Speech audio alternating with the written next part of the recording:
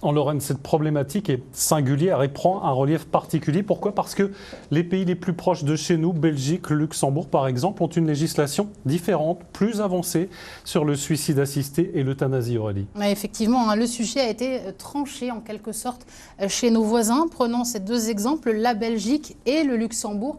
Là-bas, l'euthanasie active est autorisée. Cela veut dire qu'une tierce personne peut donc injecter une substance létale à une personne qui aura été volontaire et qui souffre et qui aura demandé bien sûr l'euthanasie. Depuis 2002 en Belgique, 2009 au Luxembourg et les Belges sont même allés beaucoup plus loin depuis 2014 avec les mineurs qui sont désormais eux aussi autorisés à cette euthanasie active. La conséquence directe pour nous, Lorrains, c'est qu'il est plus facile de passer la frontière pour mourir dans la dignité. Pour cela, des associations existent.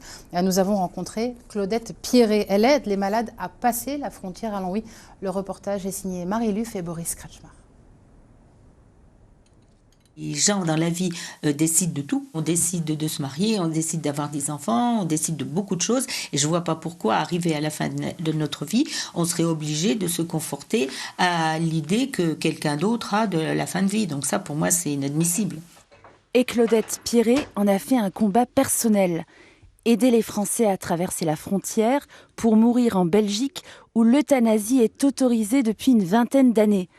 Récemment, elle a accompagné une jeune femme polyhandicapée. Lydie, c'est quelqu'un qui n'aurait pas pu être aidé avec le projet de loi qui se profile à l'horizon. Elle n'était pas à court ou à moyen terme de sa fin de vie, donc elle pouvait encore vivre 10, 15 et peut-être même 20 ans comme elle était là.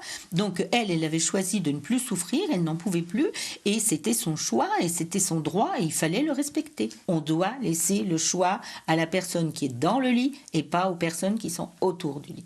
Cette conviction, elle la partage avec 2 médecins belges, dont un psychiatre, qui l'aide au quotidien pour les démarches. Rien n'est laissé au hasard, ni le lieu, ni la date, ni l'absence ou la présence de proches le jour de l'euthanasie. Tout est dédramatisé, c'est pas comme quand on perd quelqu'un d'un accident de la route. Ce n'est pas du tout la même chose que quelqu'un qui prépare sa mort, qui a dit à son entourage tout ce qu'il voulait dire, et en fait il part apaisé, parce que la vie a une fin, et que c'est pas une catastrophe en soi quand on meurt et qu'on meurt bien. Cet engagement l'occupe jour et nuit depuis 12 ans.